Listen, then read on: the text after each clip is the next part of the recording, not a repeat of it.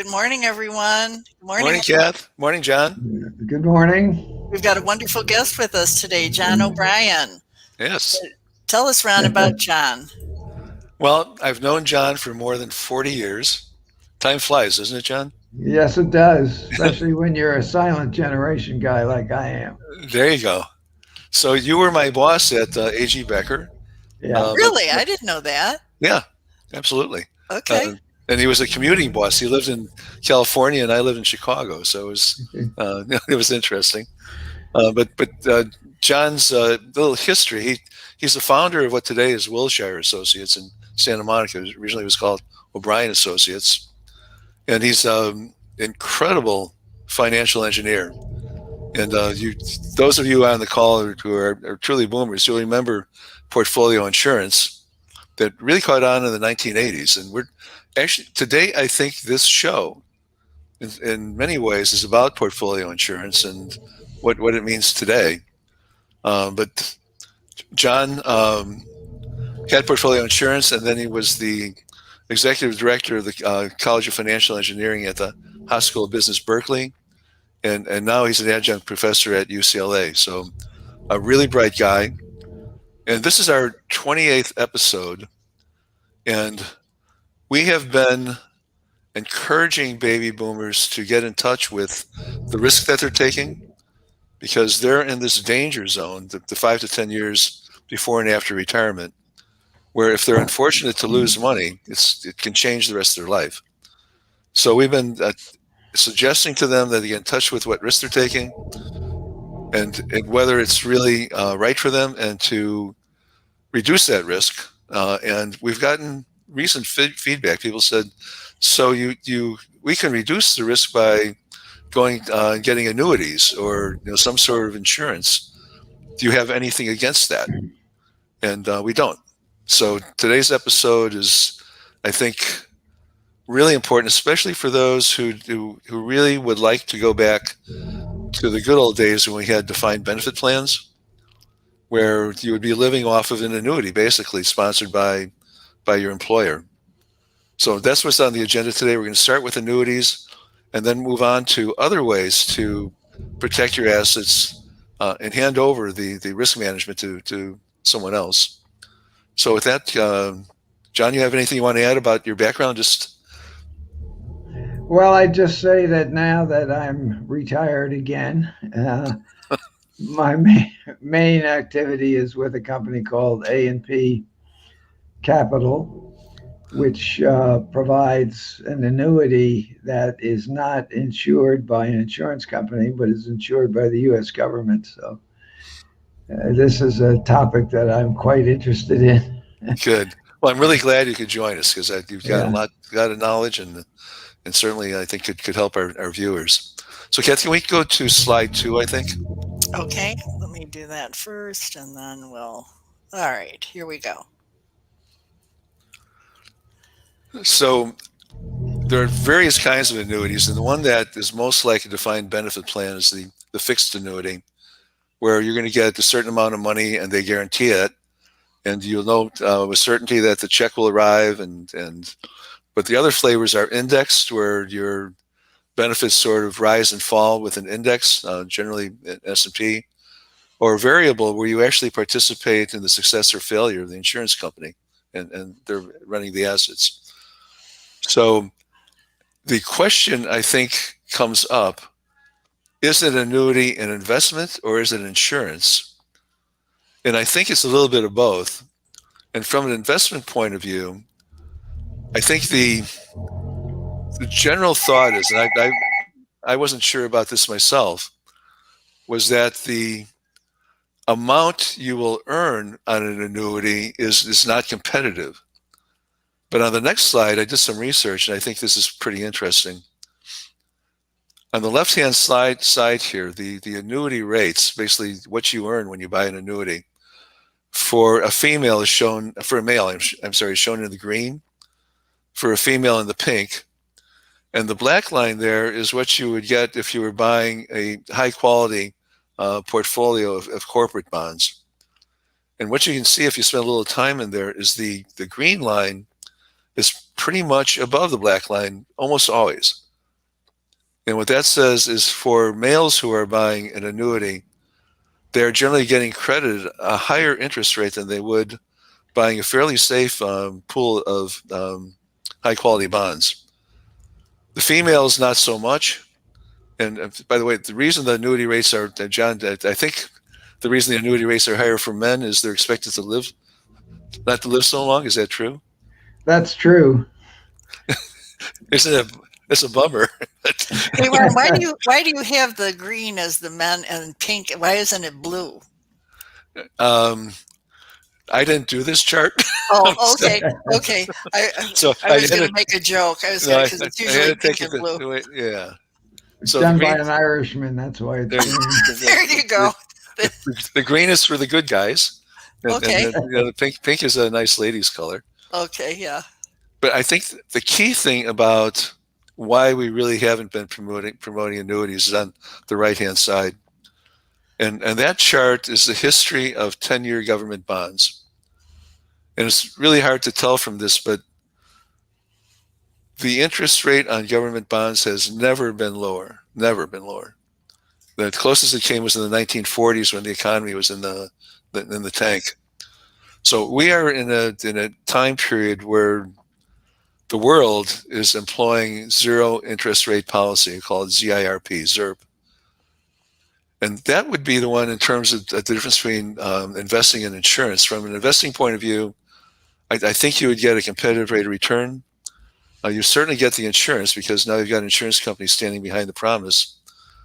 But living in a period when interest rates are being manipulated and extremely low argues against, I think, buying an annuity right now. So I'm basically saying to our listeners that if it makes you comfortable, that's fine, but you might want to try looking at some sort of insurance policy where you're not penalized a lot if you need to get out, if interest rates were to go up substantially and you want to get in. The other thing to say on this chart on the left, those of you who bought an annuity years ago where interest rates are really high, those are good annuities. You don't want to get out of those. Right. Those you should treasure. You should be happy that you bought them when you did. And the other thing I want to say in terms of annuities before we move on to other choices is on the next slide, Kath. Kerry Pechter, who's the publisher of the Retirement Income Journal, has been writing about this thing he calls the Bermuda Triangle. And I didn't know about it, but Kerry started to tell me about this, and it's really interesting. Believe it or not, insurance companies really aren't making much profit at all on their annuities anymore. So if you think they're getting rich on you, that's just not true.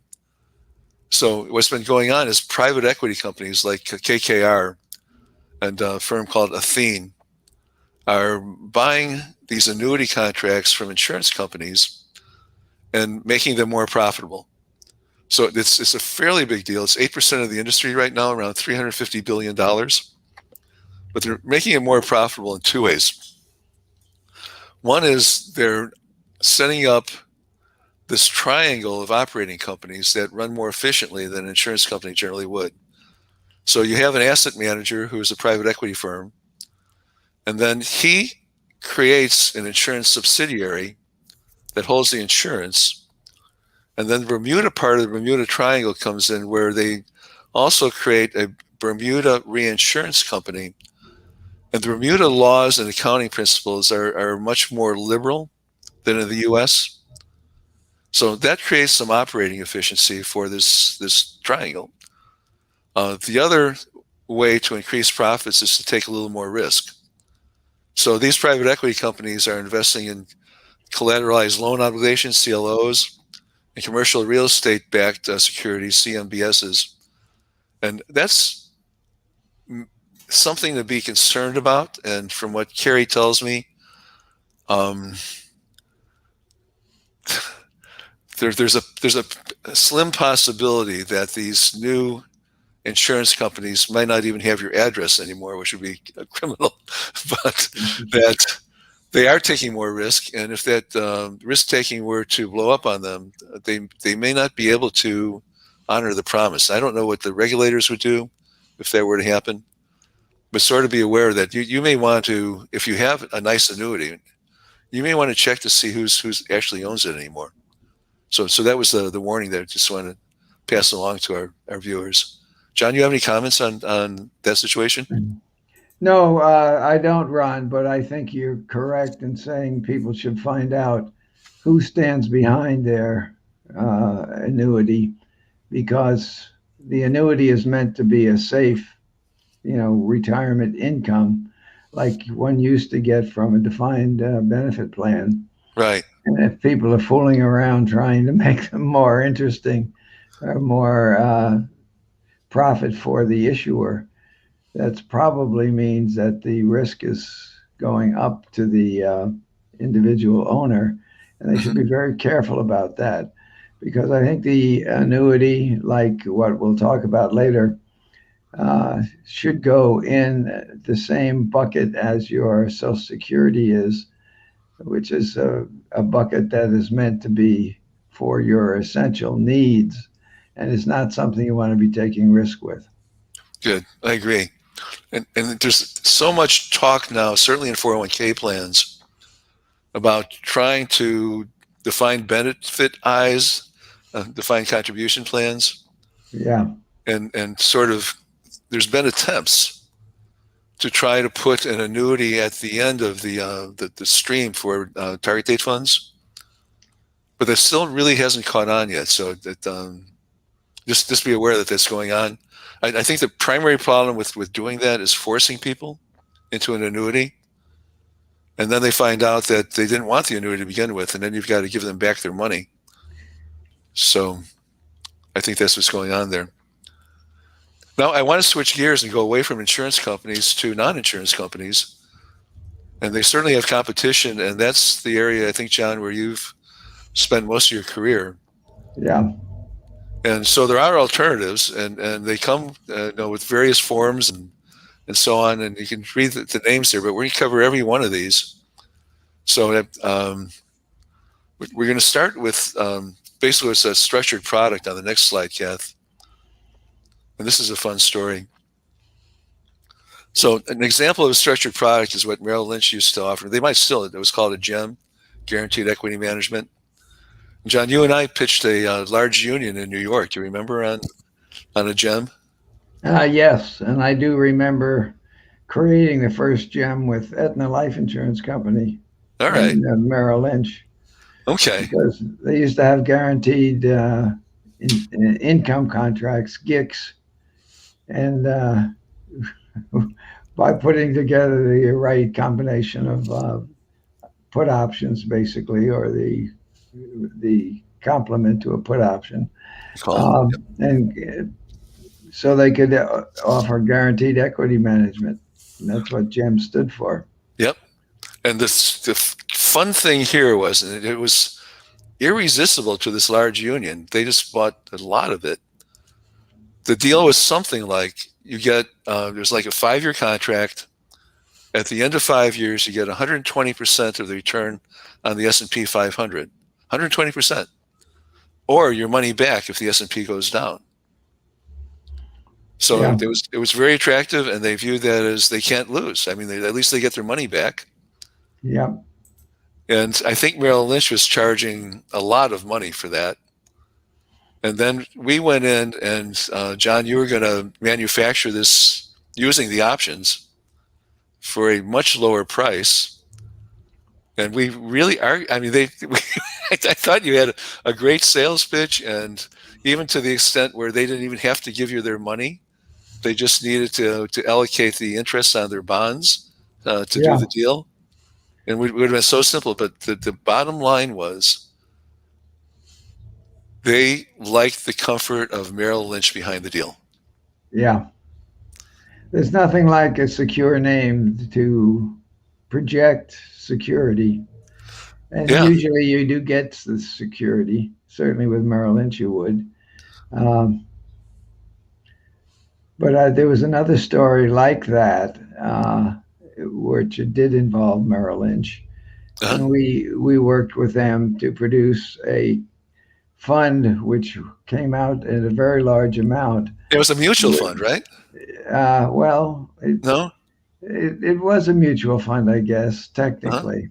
Okay. And when the market went up, you got the participation in the market through a call option.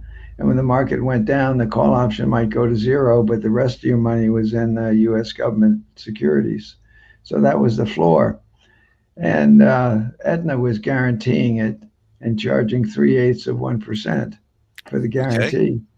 And then Merrill Lynch, after a year or so and seeing how this works, said there is no risk. So they got rid of Aetna and did it themselves because the downside was protected by U.S. government bonds, and there was no risk except for the U.S. government going out of business, in which case I don't know what you do. Yeah, that's right. Yeah. It's China, isn't it? Are these things still around today? Because I understand they're really hard to manufacture with low interest rates.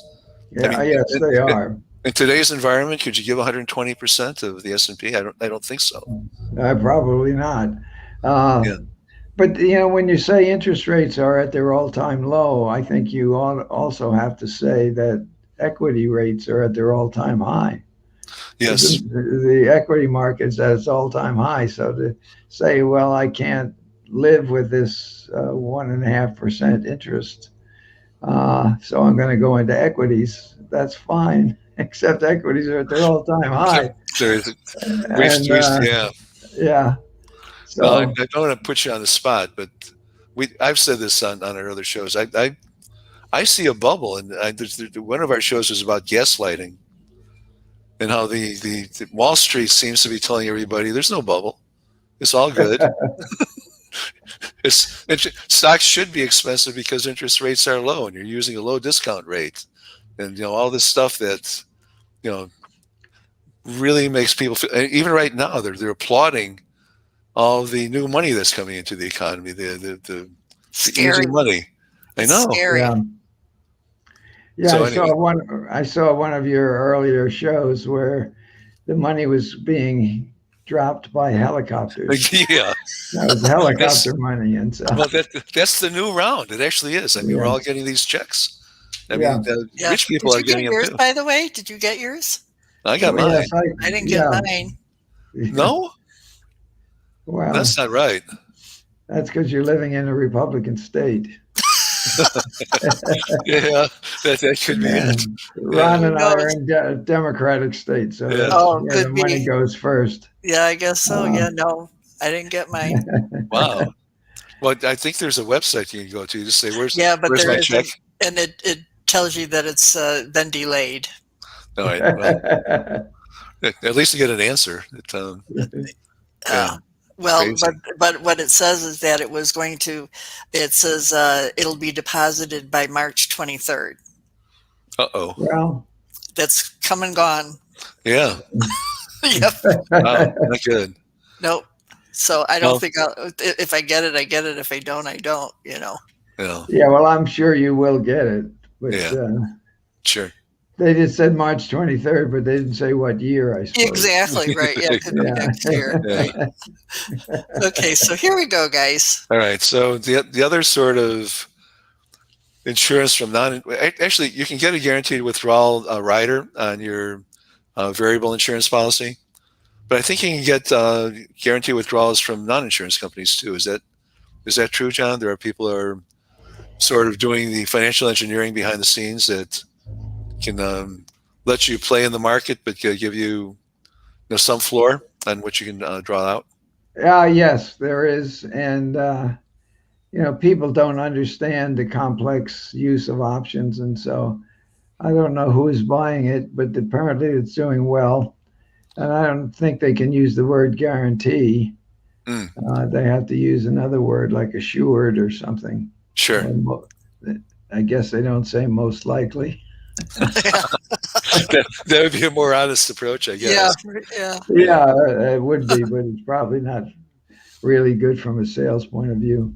But an insurance company can use the word guaranteed? An insurance company can use the word guarantee, yeah. All right, because it's the insurance company that's doing the guarantee, is that? Yeah, that's okay. Right. All right. So I'm throwing a bunch of these ideas out there, but mostly to give our viewers a sense that there's there's this financial engineering out there, and probably the simplest way that you could do something without involving someone else that you might never do because people don't. But if you're concerned about the market, you can buy a put. And a put is insurance. And what's underlying this are basically puts and calls. So Puss in Boots. yeah, Oops, yeah. sorry. Sort of sounds like that. So the next one that is just released a little while ago, it's called Innovator Exchange Traded Funds, ETFs. And this one I thought would be right up your alley, John, just because it has a floor on it. So there are different levels. You can get a 9% floor, a 15% floor, or a 30% floor. And the idea in each of these is if the market goes down 9%, you don't get any of that. But if it goes down more than 9%, you get all of the amount that goes down below that. 15% is the same deal. You don't get any of the 15% loss. And then 30% is a super one. But the fee for this is 79 basis points. So and they tell you exactly how they manufacture this. It's using calls. Yeah. And calls and a put. And then the other part of the way you pay for this is it's basically putting your portfolio on guardrails. So you are limited on the upside, and the higher the downside protection, the greater the limit on the upside. So part of the payment is giving up your upside participation. I'm actually thinking about using this in some of the work we're doing in target date funds. Now, just because I don't have to buy the options and so on because I don't want to, and just sort of turning over the risk mitigation over to this ETF. And I just wonder, you have any thoughts on this? Are these really innovative or not? And then the other thing on these, they have just the reverse of this, where you can amplify your upside participation. You get 3 times the upside. So they've got a whole family of these innovator ETFs. Yeah, well, one thing you have to learn, I think, which we all did learn at one time, we tend to forget it, and that is there is no free lunch. Yeah, so that's true. Somewhere in there, they're getting their payment in return for what you're getting. Well, 79 basis points, I think, is pretty high. Well, it is pretty high. These days, it's very high. And I don't know how much money these funds are gathering, but they said $4 billion so far, which is it's not 80 billion, but it's real money. Yeah, it is real money. And I think people like the idea of the protection and giving up some of the upside. Basically, you can buy a put at any level, right? That provides that downside, and then you sell a call, which brings money in to pay for the put. Not necessarily all of the money that's needed for the put, but a large fraction of the money that's needed for the put is gathered by the short call. So it's a matter of engineering. It's not difficult engineering for a financial engineer, but it is very difficult for any individual to do. So I think these funds, are interesting. I tend to think that one has to have a bucket approach, which some others think is the right thing too, including Bill Sharp, which I think is an impressive partner in this, where the one bucket is where you're now holding the Social Security payment, which is absolutely guaranteed by the government and is also inflation protected, which is another thing that one has to worry about, as I know you have in your last presentation, Ron. So I think these things are interesting, but they should not be in your assured income bucket. Okay. They have to be in your Bitcoin bucket. Yeah. That's actually where I'm actually thinking about putting these in the buckets for young people. For Yeah, now, anyway. yeah. Yeah. And that's where the Bitcoins are with the young Yeah. people primarily, although now Yeah. maybe JP Morgan will finally make them some version of the Bitcoin, respectable. Yeah. It's really interesting time. And I think there was something in the paper yesterday about China getting involved Oh in yeah. Bitcoin. China's had their digital currency for some time. We Yeah, talked. We had an episode on Bitcoins and the appeal of Bitcoins is that they're not controlled by a government.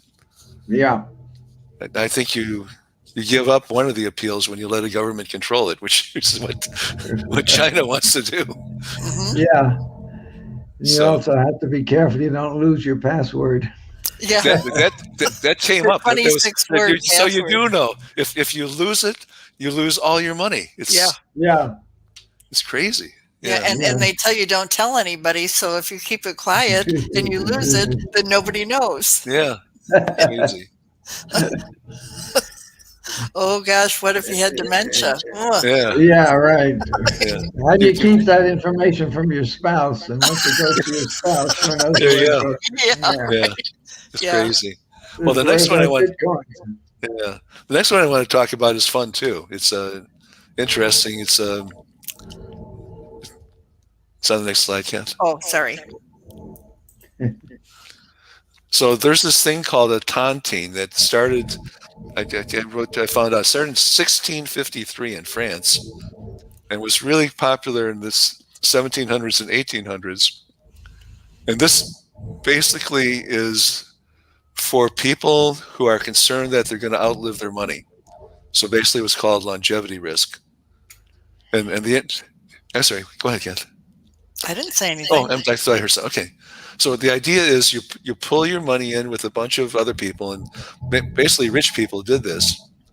And the deal was whoever lives the longest wins.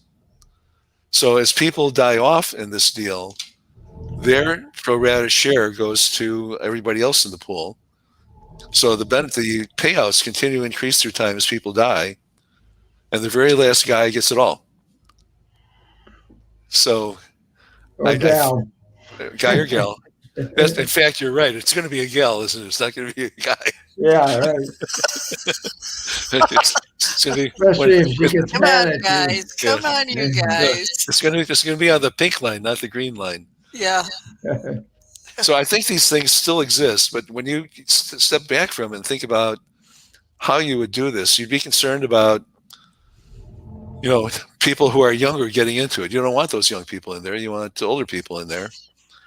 And then the shares being right and everything else. But I think they're still going on. And it's an answer to what might be called a deferred annuity.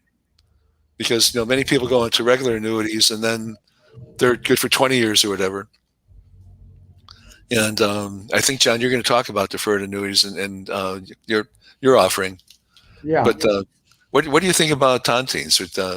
Have you ever seen them actually used? Or Well, no, but I've read about them. And if you wonder where the word comes from, it was the last name of Lorenzo di Tontine. Yes. Yep. Who was Italian. Yep. But tontines weren't so loved in Italy. Right. I think because of the mafia. And so he took it to France, and it got very popular there in France, and then later very popular in England, and then later very popular in the United States. Uh-huh. Now, you could think of the money that you are accruing because other people are dying and not you as mortality credit that you're building up. Yep. And in insurance companies, annuities, mortality credits are quite important. And we'll talk a little about that when the time comes. Okay. But the concept of the tontine lives on and is used in in annuities all the time. Cool. Can I interject something here? Because now we're talking baby boomers, and a friend and myself, we purchased a home together for that very purpose, so that we could take care of each other in our older days. We've known each other all our life, and we wanted to, well, not all our life, but most of our life. And is this along the same kind of lines? Could we set up something so that if one dies, the other one gets it? Sure. Yes, you could. Okay. And that's a tontine Okay. in concept. And Yep. most married couples, the house is in both names. Let's say they own a house. And usually the will would say that if you die, your spouse gets the house. Right. Right. Well, So see, that is a form of tontine with Yeah. just two people. okay, Sure. well, the purpose of us doing it, and we had talked about before that there's a number of women that get together because usually they outlive their spouses, as you said, Yeah. and then they don't have anybody to take care of them. So the main reason was, if something happens to me, I don't want to end up in a nursing home. So Kelly, she'll take care of making certain that I'm taken care of. And then when I leave, then it goes into everything I have goes into the pool.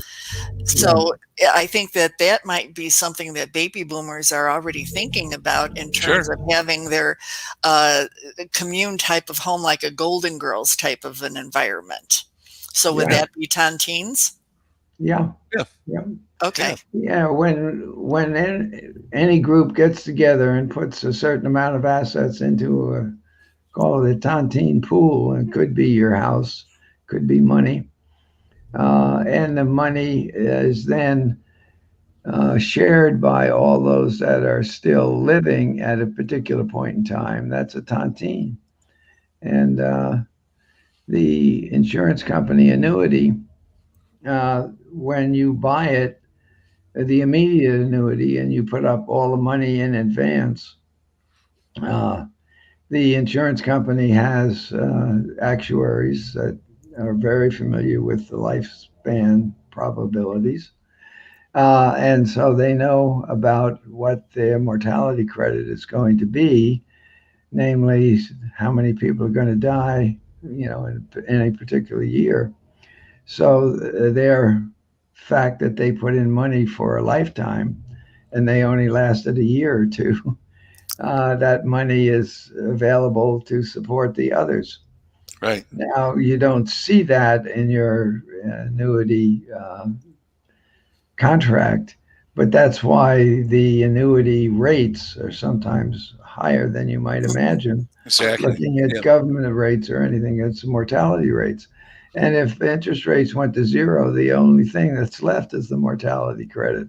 Sure. Uh-huh. We have seen some people who are creating new tontine-like products. And you, Kathy, might think about that if you wanted to create a product. And it might be something that was marketed at retirement homes.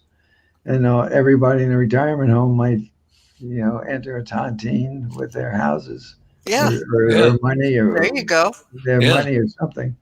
And everybody would, benefit if they lived. And if you didn't live, then you don't benefit, but you don't care. I was Yeah. going to say you don't really care anyway. Yeah. That's Yeah. Yeah. Yeah. Yeah. Well, the So next as long one, as John. you- I'm sorry. Go ahead.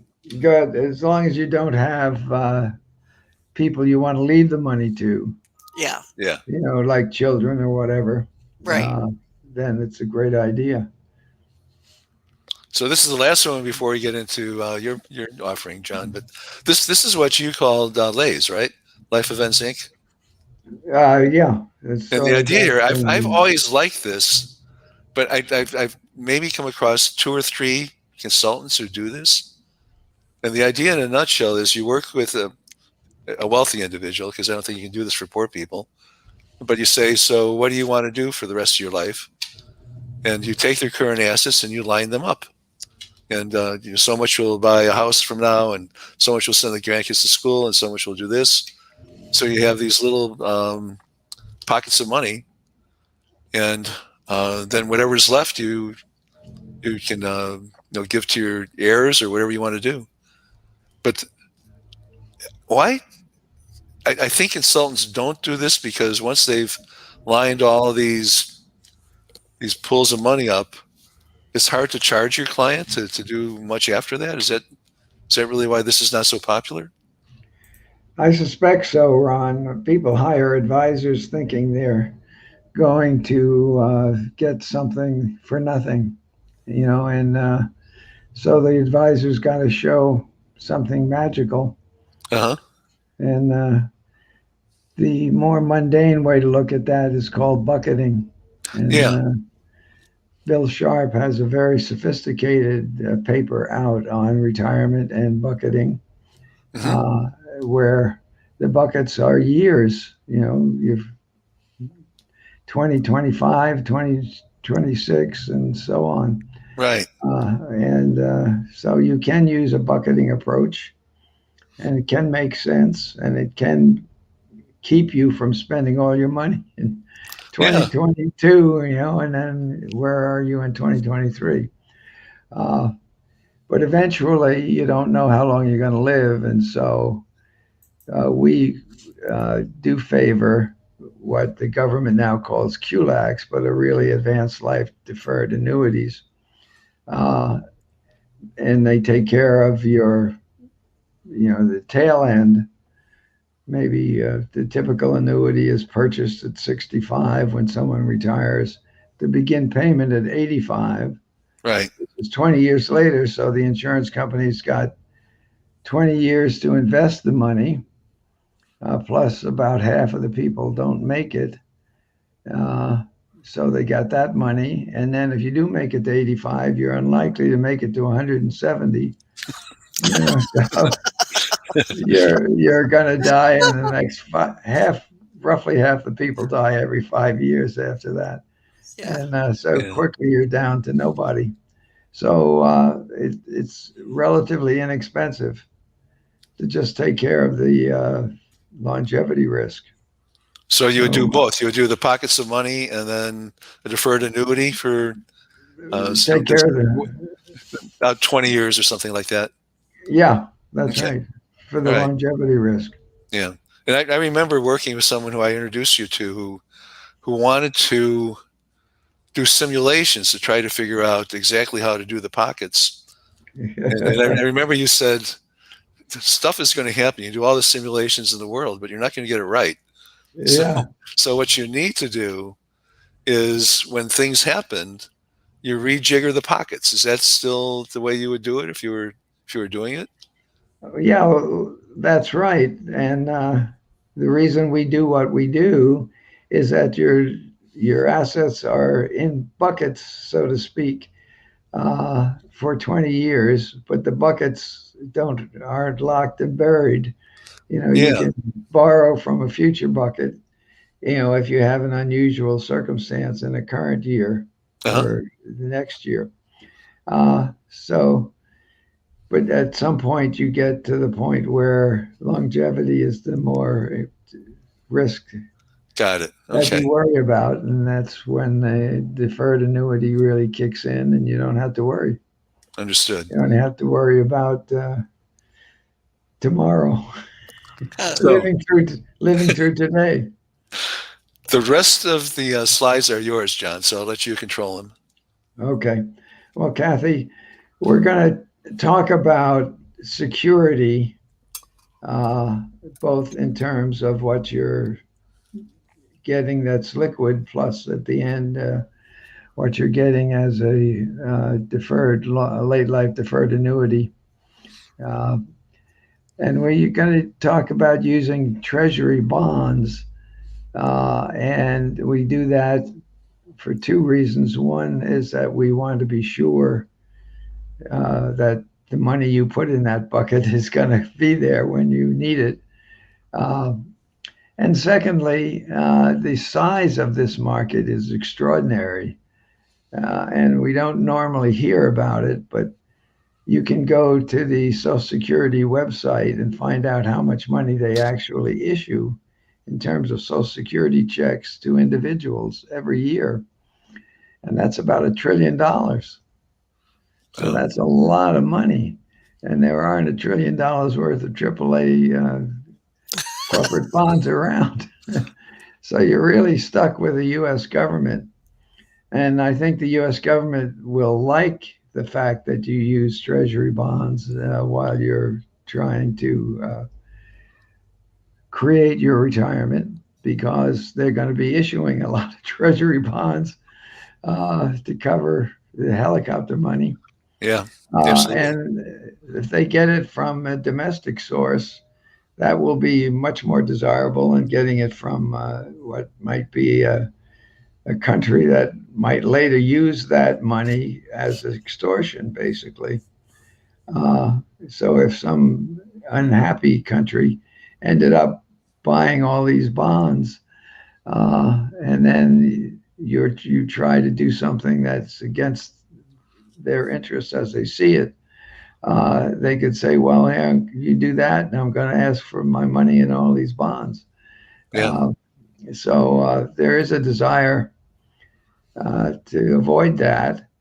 And also, if people don't have a way in which they naturally feel comfortable saving, they're not going to save. And if they don't save enough in the retirement, they're going to end up on the dole, and that's going to cost the government money. So there's a lot of reasons why, there were two big reasons why using U.S. Treasuries is a smart thing to do. Now, as is often the case with governments, they come up with acronyms for things. So if you thought of a government bond and took the interest away from it, you have a bond stripped of its coupons, and it's going to sell at a discount. Now, the government calls those things strips. And I put down the definition of a strip here but for your audience, I think the best way to think about a strip is a government bond stripped of its interest. Mm-hmm. And coupons. And you can also do that with TIPS, which is Treasury Inflation Protected Security. But there aren't that many TIPS out there. And we don't think that you can depend on the government issuing a lot of TIPS, because the government has no way of hedging itself against liquidity risks and interest rate risks and inflation, as you were pointing out in your last presentation, Ron.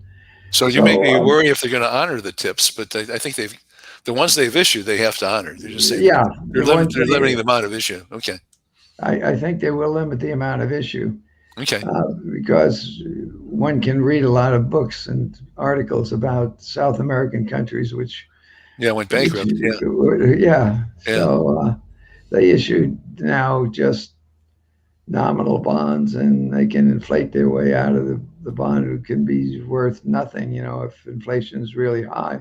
Sure. So they can inflate their way out of nominal bonds, but they can't inflate their way out of Treasury inflation protected bonds. Yeah. The thing I have to laugh about a little bit about the TIPS, just not to interrupt too much, but so now I'm happy I'm in a TIP, and they keep sending me funny money, more and more funny money. Yeah. I guess that sort of helps, but well, to the extent that TIPS pay off, they are very valuable. Yeah. It's very valuable. Right. To have real money, so you get a real hamburger rather than a hot dog without a bun. Go to McDonald's. Yeah, right. There you go. Okay, I got the next slide up here for you, John. Okay. Now, the thing that is true about bonds which are stripped of their coupons is that they are going to sell at a discount. So if you have a bunch of bonds that are strips, they are all going to sell below 1,000, which is the payoff price, until they get to maturity, and then they're going to be worth $1,000. So what you can depend on with a strip is that the maturity value will be there, and Right. the interest rates are high, the discount rate will be high, and the bonds will be cheap. And as the interest rates go towards zero, the bonds become more expensive, even the ones that are not due for another year or 2 years or 3 years or 5 years. And you Right. can imagine if interest rates went to zero, then all bonds, no matter how long they are from maturity, would be selling at at the maturity value of 1,000. Well, when Because they go negative, you're gonna have to pay more. yeah, that's right, and that has been a problem in some European Yeah, countries. it We has. Yeah, never, we never have had that happen in the U.S., thank but goodness. it's possible. So what we want to do is create a known payoff in future years. And if you want it inflation protected, you have to use tips if they're available. But nominally, you can use the government bonds, which are $21 trillion of them out there now, and that's probably going to go up. Yeah. Uh, and so there are plenty of them, and the market is very liquid.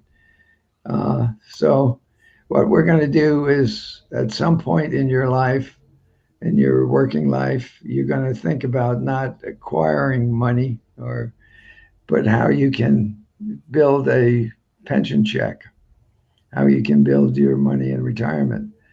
And so we nominally, and this is not necessary, we think of starting at 10 years before your intended retirement, putting it into an account or into a security, which we call a TRIP, which is a target income retirement security plus. And what you see in the blue, if you think it's blue, or It's blue. if Yeah. you're an artist, you might Turquoise, yeah, teal. teal, yeah, is the 10 years before retirement in which you're buying these TRIP shares. Now, an interesting thing about the TRIP shares is twofold. One is every share is created so that it's going to pay $1 in retirement. So the 2025 bond, when it retires, the TRIP share that you own in that year will be worth $1. And if you want $1,000 a month rather than $1 a year, which is much more likely, you take the value of the TRIP share, multiply it by 12 to get months, and then by 1,000 to get $1,000 a month, and that's what you would know. And right now, the TRIP shares are around $17, which means that for 20 years you would get $1 for every TRIP share you own, and then in the TRIP share, 80% goes into these strip bonds and 20% goes into an equity.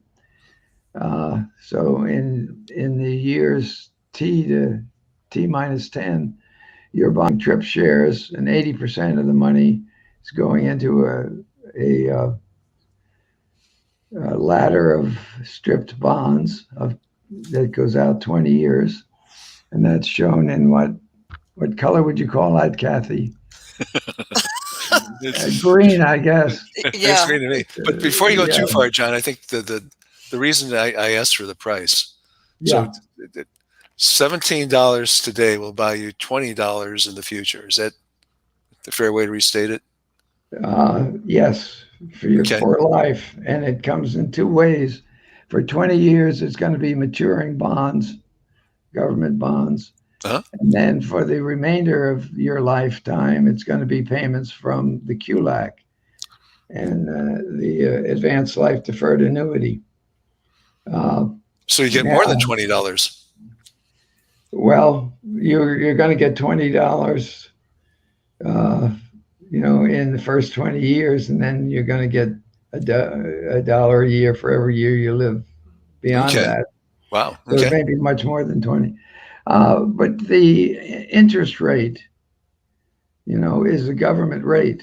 So there's no magic here we're not creating money or creating income beyond what the government bonds are delivering. Got it. So if the interest rates went up, would it be $10 instead of 17 for the same future benefits? I mean, just yeah, it would go down. Yeah, the future wow. benefit cost would go down. Okay. And the converse of that is if rates get lower, the cost of retirement gets higher. Can you imagine rates going much lower from here?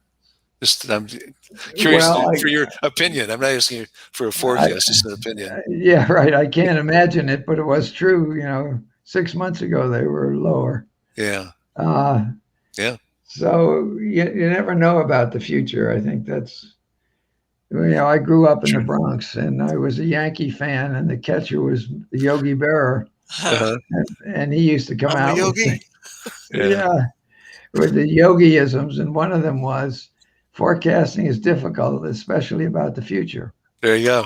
And, so I can tell you when it was lower in the past, but I can't tell you when it's going to be lower in the future. The other one I liked is nostalgia ain't what it used to be. Yeah, right. Yeah. Or when you come to a fork in the road. Fork in the road, take it. Yep. Right. Yeah. Still don't know which way to go. So John, you're offering these trips, and you mentioned to me the other day you're looking to partner with larger firms. Coming back to our gem analogy, you if John O'Brien does this, it'll probably catch on. But if Merrill Lynch does it, or State Street or somebody does it, it should be a big deal. Is that a fair statement? That's right. We the company is, as I said, was called A&P Capital, and we are really a research and development and imagination company. Yeah. We are not a trading company.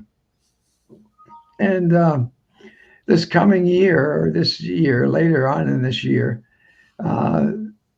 all retirement funds, defined contribution funds, will have to indicate, and there's a formula that the government is solidifying, that will convert approximately your asset value into an annuity value, and how much you get every month.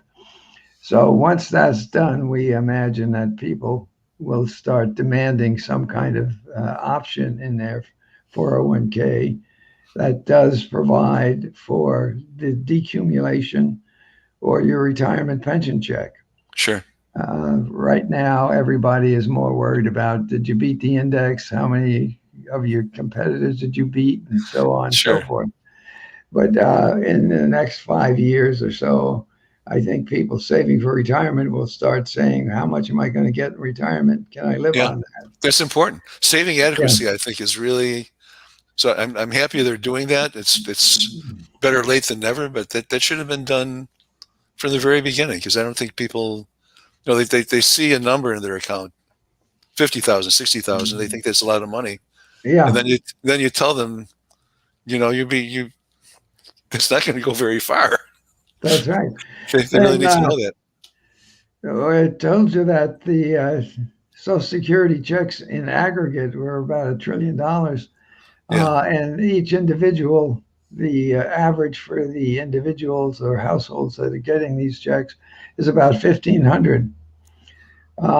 And that's not going to be enough to live on, of course. Sure. And it was never intended to be enough to live on. Right. It was initially targeted to be like 40% of what you would need, and the other 40% was expected from a defined benefit retirement plan, and then 20% from your savings. So really changed. Has to do 2 or 3 times their Social Security check amount for retirement.